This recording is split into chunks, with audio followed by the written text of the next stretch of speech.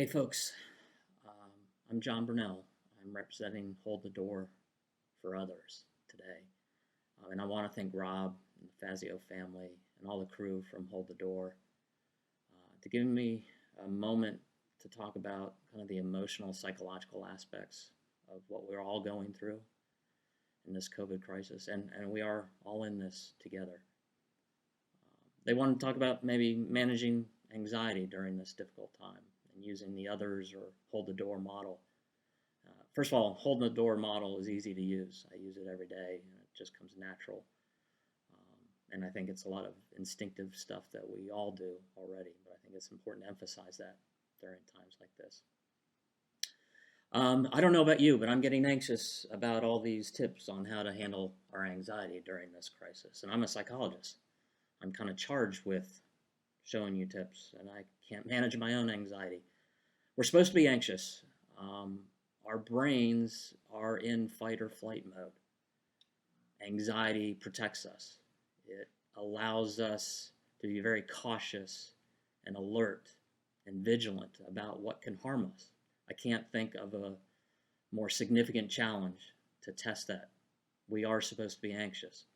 I don't know if managing anxiety is the most important word I would use. I would say massaging anxiety. And I know we're all overloaded with tips and news and what to do and what not to do during this crisis. So I want to keep this as simple as possible. So are the two things I really want to touch on. I might go on some tangents, but two phrases I want you to remember. I am aware. I'll explain that in a second.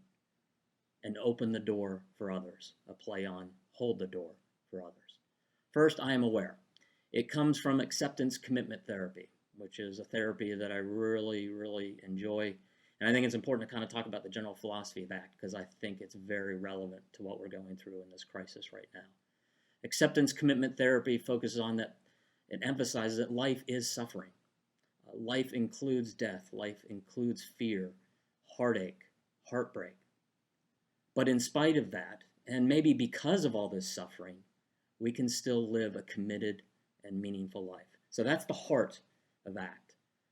But there's some nuts and bolts of ACT, and the best nut and bolt I like about ACT is I am aware. It's a simple technique. You put it in front of words of anxieties that you're feeling. And our brains are flooded with multiple anxieties, so I think it's important to put words to it. And if you can put I am aware in front of every word you can have a systematic approach to understanding and actually acting on your anxiety. Here's an example. I'm about to go for a run. That's why I'm dressed this way. And it's, for all of us, you're taking a little more risk, even though they're encouraging us to go outside. You practice social distancing, but it's still a risk. So I admit I'm a little anxious every time I go running. I'm frightened about going outside.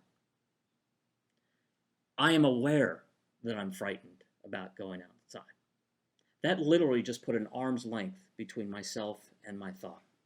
Science says that my heart rate just went down. My breathing rate just went down. And I went from the part of my brain that's fight or flight to the frontal lobe. We can start problem solving and using reason to manage or massage my anxiety. I like going I am aware on just the train of consciousness. I'm aware that I'm frightened about going outside. I'm aware that I need to go for a run for my mental health.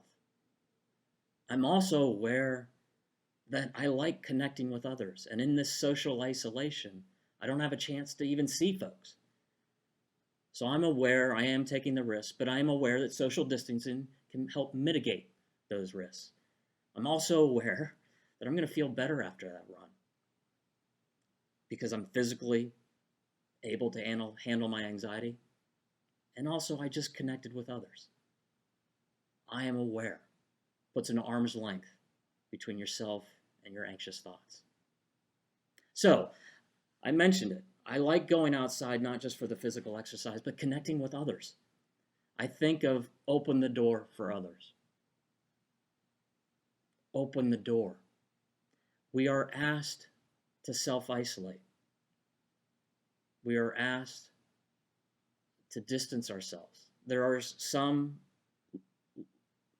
jurisdictions that are saying shelter in place. So honor the rules of your particular area. But most of these rules are saying get outside. Social distancing does not have to mean emotional distancing.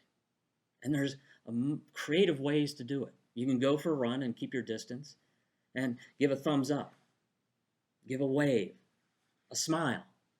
And I know masks are a little controversial, but I've even thought about, it's a well-known fact that our eyes smile. So even if you're wearing a mask, you open the door for others. It's a win-win, just like hold the door for others.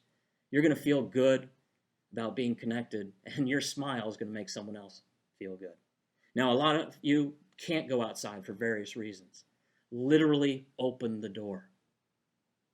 Keep your distance, and at least open yourself up to nature, but stay connected with others, connected with folks outside yourself. So those are the two things. I'm aware and open the door. So peace out and stay safe and stay well. Open the door for others.